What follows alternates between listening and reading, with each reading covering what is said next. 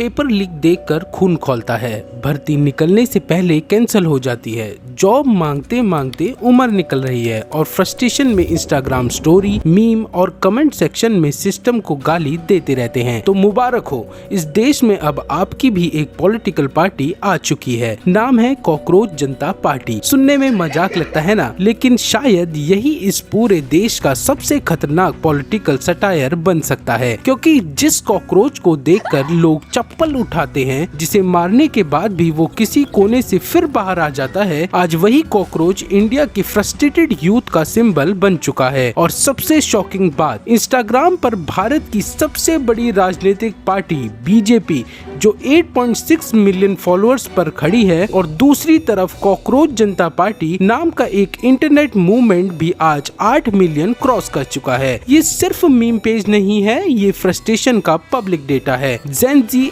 काफी एक्टिव हो चुके हैं और पहली बार इंडिया की डिजिटली एग्जॉस्टेड जनरेशन ने ट्रेडिशनल प्रोटेस्ट छोड़कर एल्गोरिथमिक प्रोटेस्ट शुरू कर दिया है। न रैली, न पोस्टर, न रोड शो, अब मीम ही मैनिफेस्टो है, कमेंट सेक्शन ही आंदोलन है, इंस्टाग्राम रील ही पॉलिटिकल वेपन है। लेकिन सवाल ये है, आखिर कॉकरोच शब्द आया कहां से? बात है 15 मई 2026 की, जब सुप्रीम कोर्ट की एक टिप्पणी सामने आती है जिसमें कॉकरोच और पैरासाइट जैसे शब्दों का जिक्र होता है। बाद में क्लैरिफिकेशन दिया जाता है कि बात फेक डिग्री होल्डर्स की हो रही है, लेकिन इंटरनेट क्लैरिफिकेशन नहीं सुनता, इंटरनेट इमोशंस पकड़ता है और इंडिया का फ्रस्ट्रेटेड यूथ उस स्टेटमेंट में अपना दर्द देखने लगता है। वो युवा जिसने 5 साल एग्जाम की तैयारी की, जिसका पेपर लीक हो गया, जिसकी रिक्रूटमेंट कैंसिल हो गई, जिसका जॉइनिंग लेटर अभी भी रास्ता ढूंढ रहा है, जिसकी उम्र फॉर्म्स भरते भरते निकल रही है। जब उसने कॉकरोच सुना तो उसने इंसल्ट को रेजिस्टेंस में बदल दिया। इतिहास गवाह है, जब किसी जनरेशन को लंबे समय तक इग्नोर किया जाता है तो वो भाषा ही बदल देते हैं। पहले स्लोगन्स बनते थे, आज मीम्स बनते हैं। पहले क्रांति सड़क पर होती थी, आज एल्गोरिथम पर हो रही है। और इसी फ्रस्ट्रेशन से पैदा हुई है ये कॉकरोच जनता पार्टी। लेकिन क्लियर कर दूं, ये इलेक्शन लड़ने वाली ट्रेडिशनल पॉलिटिकल पार्टी नहीं है, ये इंटरनेट प्रोटेस्ट मूवमेंट है। इसके पीछे है 30 साल के अभिजीत, बॉस्टन यूनिवर्सिटी से पब्लिक रिलेशन पढ़ चुके हैं, 2020 से 2030 तक कई सारी सोशल मीडिया टीम के साथ काम कर चुके हैं, दिल्ली इलेक्शन में मीम बेस्ड कैंपेन चला चुके हैं, सुप्रीम कोर्ट वाली कंट्रोवर्सी के अगले दिन उन्होंने एक्स पर ये गूगल फॉर्म डाला, कुछ घंटों में ही हजारों लोगों ने भर दिया और देखते ही देखते एक डिजिटल रिबिलियन तैयार हो गया। लेकिन असली चीज इसका मैनिफेस्टो है और ऑनेस्टली यहाँ सटायर के अंदर सीरियस फ्रस्ट्रेशन छुपा हुआ है। इनकी पहली डिमांड, रिटायरमेंट के बाद मलाई बंद, यानी एक बार सरकारी कुर्सी छोड़ दी तो दूसरी कुर्सी पर पैराशूट लैंडिंग नहीं। दूसरी डिमांड, अगर वोट गायब होगा तो जवाब देना पड़ेगा। तीसरी, वुमेन रिजर्वेशन 33% नहीं, सीधा 50% होना चाहिए। चौथी,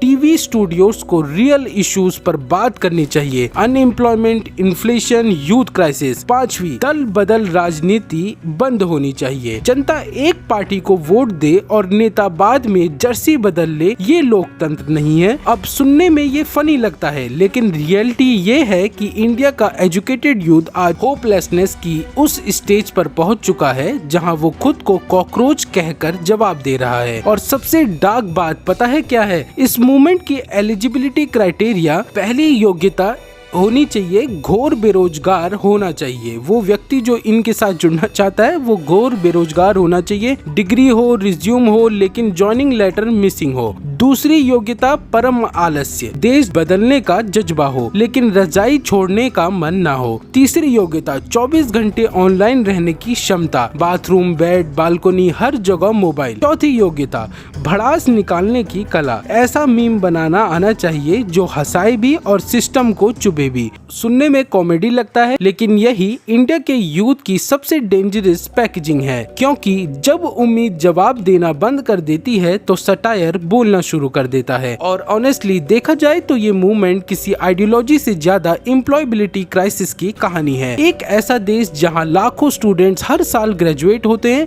लेकिन जॉब्स निकाली ही नहीं जाती या काफी कम निकाली जाती हैं, जहां एग्जाम इंडस्ट्री जीडीपी से बड़ी इमोशनल इंडस्ट्री बन चुका है, जहां कोचिंग सेंटर सपने बेचते हैं और रिक्रूटमेंट एजेंसी साइलेंस है। और यहाँ मैं पर्सनली कॉकरोच जनता पार्टी में एक अपील करना चाहूंगा, अगर आप सच में यूथ फ्रस्ट्रेशन की आवाज बनना चाहते हैं तो सिर्फ अनएम्प्लॉयमेंट नहीं, इकोनॉमिक एक्सप्लॉयटेशन पर भी खुलकर बोलिए। आज इंडिया में short term capital gain tax बढ़ रहा है, long term capital gain tax बढ़ रहा है, ट्रांजैक्शन टैक्सेस बढ़ रहे हैं, रिटेल इन्वेस्टर हर तरफ से स्क्वीज आउट महसूस करता है, FII यानी फॉरेन इंस्टीट्यूशनल इन्वेस्टर धीरे धीरे इंडियन मार्केट से पैसा निकाल रहे हैं, क्योंकि दुनिया के कई देशों में long term capital gain tax 0 होता है, कैपिटल गेन टैक्स नहीं है, इन्वेस्टमेंट को एनकरेज किया जाता है। लेकिन इंडिया में मिडिल क्लास सैलरी पर टैक्स देता है, इन्वेस्टमेंट पर टैक्स देता है, प्रॉफिट पर भी टैक्स देता है और लॉस वो आपका पर्सनल प्रॉब्लम है। अगर यूथ को जॉब नहीं मिलेंगी और इन्वेस्टमेंट भी एक्सपेंसिव बना दी जाएंगी तो वेल्थ क्रिएशन करेगा कौन? यही रीजन है कि जेन ज़ी अब सिर्फ नौकरी नहीं मांग रही, रिस्पेक्ट मांग रही है, रिकॉग्निशन मांग रही है, फ्यूचर मांग रही है। और शायद यही इस पूरी कहानी का सबसे कड़वा सच है।